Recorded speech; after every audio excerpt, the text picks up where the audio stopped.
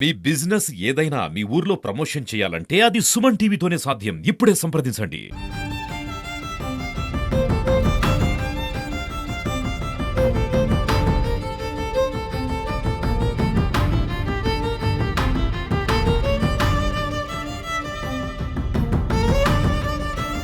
గుంటూరు జిల్లాకు చెందిన రాంబాబు మిర్చి రైతు పెట్టాడు. కడప జిల్లా సమీపంలోని నక్కలగండి వద్ద ఆ తోట దగ్గర మనం ఇప్పుడున్నాము. అతను రాంబాబు కూడా మనతో పాటు ఉన్నారు. అసలు ఏంటి, ఎంత ఖర్చు పెట్టారు, ఎన్ని రకాలైనటువంటి పంట దీంట్లో పెట్టారు, అంటే మిర్చిలో కూడా అనేక రకాల పంట పెట్టారనేసి కూడా మనకు తెలిసింది. అంటే మిర్చి అంటే మొదటిగా గుర్తొచ్చేది ఒకే ఒక మిర్చి అనుకున్నాం. అలా కాదు, మిర్చిలో రకరకాలు కూడా ఉన్నాయి. అదే అసలు అసలు ఎన్ని రకాలైనటువంటి మిర్చి పెట్టారు, అసలు ఏంటి, ఎంత పెట్టుబడి పెట్టారు, దిగుబడి ఎంత వస్తుంది, అసలు ఏం జరిగింది, అసలు ఈ పంట అంతా నష్టం జరగడానికి గల కారణాలు ఏంటి? 8 ఎకరాల పైబడి ఈ పంటను కూడా నాశనం అయిపోయింది. అంటే ఇదంతా కేవలం వైరస్ వల్లే జరిగిందని చెప్పేసి అని కూడా మనకు తెలిసింది. మన సుమన్ టీవీ కూడా ఇక్కడికి వచ్చింది. రైతుతో కూడా మాట్లాడించే ప్రయత్నం చేద్దాం. పెద్దాయన చెప్పండి, అసలు ఏం జరిగింది? మీరు ఎన్ని రకాల పంట పెట్టారు దీంట్లో? ఏంటి, ఏమేం పంట పెట్టారు? 3 రకాల దాకా పెట్టామండి. ఉమ్, మొత్తం వైరస్ తగిలేసి మొత్తం పోయిందండి. ఉమ్, అది దగ్గరగా 10 లక్షల దాకా పెట్టుబడి అయిపోయిందండి. ఉమ్, ఇప్పుడు ఎకరానికి 2 లక్షలు పెట్టుబడి వచ్చేస్తుంది కదండి. ఉమ్, దగ్గర 8 లక్షల దాకా పెట్టుబడి వచ్చిందండి. ఉమ్, ఇక అదే రైతు ఆత్మహత్యలు చేసుకుంటారంటే ఇక ఎలాగుంటే ఇక చేసుకోక ఏం చేస్తారండి మరి ఇక. ఉమ్. ఎందుకంటే పెట్టిన రూపాయి ఉన్న మిరగాయలు చూశారు కదండి. అవి కూడా మచ్చలు వచ్చేసి వైరస్ దానికి కూడా సోకి అవన్నీ మచ్చలు వచ్చేసండి, అంతా పోయిందండి. ఇవన్నీ ఇక ఈ మనిషి ఆత్మహత్య చేసుకుంటాం తప్ప ఏం లేదండి. ఇంకా పైరు ఏం లేదు, చూశారు కదండి చేలు. అవి భూమి నుంచి పైకే రాలేదు అలా.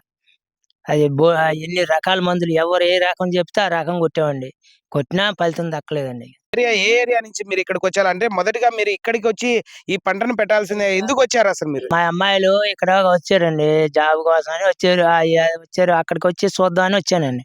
సర్లే బాగుంది కదా అని తీసుకున్నాం. తీసుకొని చేసామండి. చేస్తే ఇక ఇలాగ వైరస్ మరి మొత్తం మీద దేనికో మరి సోకింది. ఇక తగ్గలేదండి. ఎటువంటి మందులు కొట్టినా ఇంకా ఏం ఫలితం దక్కలేదండి. మందులన్నీ ఎక్కడి నుంచి తెచ్చారు? అంటే మాకు తెలిసింది జిల్లాల నుంచి కూడా, అంటే గుంటూరు వంటి ప్రాంతాల నుంచి కూడా మీరు పురుగుల మందు తెచ్చి ఇక్కడ వాడారు. అసలు ఎన్ని ఎకరాలు మీరు పొలం పెట్టారు? ఎన్ని రకాల పురుగుల మందు వాడింటారు ఇప్పటికి? రకాలు చాలా వాడామండి. గుంటూరు నుంచి కొన్ని తెచ్చాం, ఇక్కడ బద్దిబేలు కొన్ని తెచ్చాం, పూర్మాలు కొన్ని తెచ్చాం. ఎక్కడ బాగుంటాయంటే అక్కడ తెచ్చామండి. మరి తెచ్చినా ఇక ఫలితం దక్కలేదు. మరి మొత్తం తెగులు ఎక్కువైపోయింది. భూమిలోకి పోయింది. మొత్తం అసలు ఏం లేదండి. ఇక మొత్తం అది జిడ్డు కింద వచ్చేసిందండి. అంటే మీకు మొదటిగా అసలు మిర్చి పంట మీద మీకు అవగాహన ఉందా? ఇంతకుముందు మీరు గతంలో ఏమైనా గుంటూరు జిల్లాలో మీరు మిర్చి పంట సాగు చేశారా? లేదంటే మొట్టమొదటిగా ఇప్పుడే మీరు ఇక్కడికి వచ్చిన తర్వాతనే మిర్చి పంట పెట్టారా? ఇప్పుడు ఒక్కోసారి బాగానే ఉండేదండి. ఒక్కొక్కసారి అదే ఇలాంటి తెగులు వచ్చినప్పుడే పోయేదండి. ఇక అంటే ఇంక ఈ సంవత్సరం కదా చేను భారీ చేసాం. దాని మీద పెట్టుబడి ఎక్కువైపోయి ఇక ఇలాగైపోయింది. 4.5 దాకా ఉంటుందండి. 4.5 ఎకరం ఉంటుంది. ఒక రకం 4.5, మరొక ఎకరం 4.5 పెట్టారు. అంటే మొత్తం దగ్గర దగ్గర 8 ఎకరాల వరకు మీరు మిర్చి పంటను ఇక్కడ సాగు చేస్తున్నారు.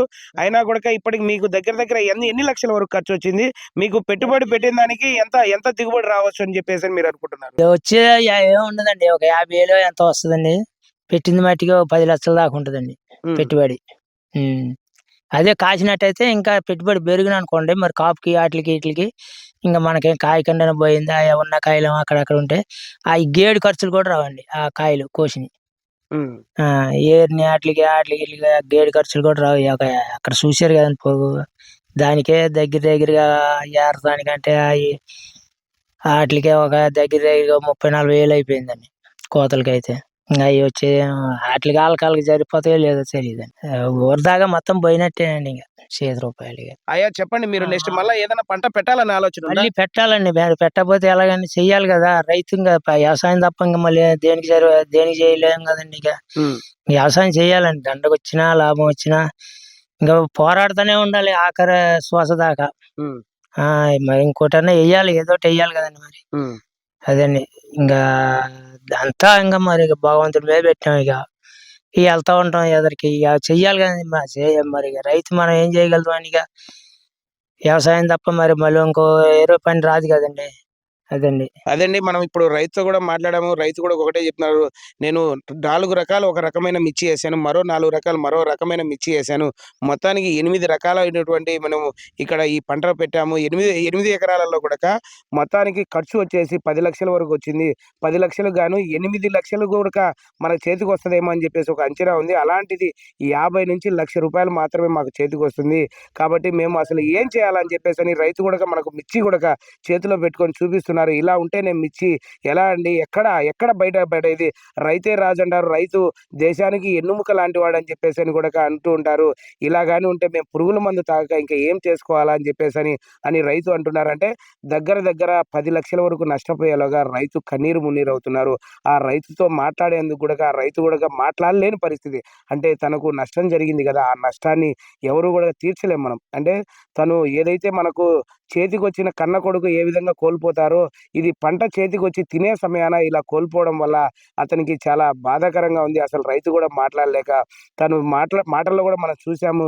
చాలా బాధాకరంగా మాట్లాడుతున్నారు. అంటే ఇప్పటికైనా గూడాక రైతుకు ఏదో ఒక రూపాన ప్రభుత్వం ఆదుకోవాలి. ఇలాంటి రైతులందరినీ కూడాక గుర్తించి వారికి ఏదైనా న్యాయం చేస్తారని జెప్పేసని వారు సుమన్ టీవీ ద్వారా గూడాక వాళ్ళు అడుగుతున్నారు. మనం గూడాక సుమన్ టీవీ ద్వారా ఒకటి చెప్తున్నాం. ప్రభుత్వాలు ఇలాంటి వారిని ఆదుకుంటే ఎన్నో రకాలుగా వారికి రైతులను ఆదుకోండి. రైతులను ఆదుకుంటే మనకు చాలా ముఖ్యంగా రైతు అనేవాడు కోల్పోతే ఆ దేశానికి వెన్నెముక లాంటోడు. అలాంటి వెన్నెముకే రైతు ఆ రైతును గూడాక ఆదుకోవాలని జెప్పేసని గూడాక కోరుకుంటున్నాం.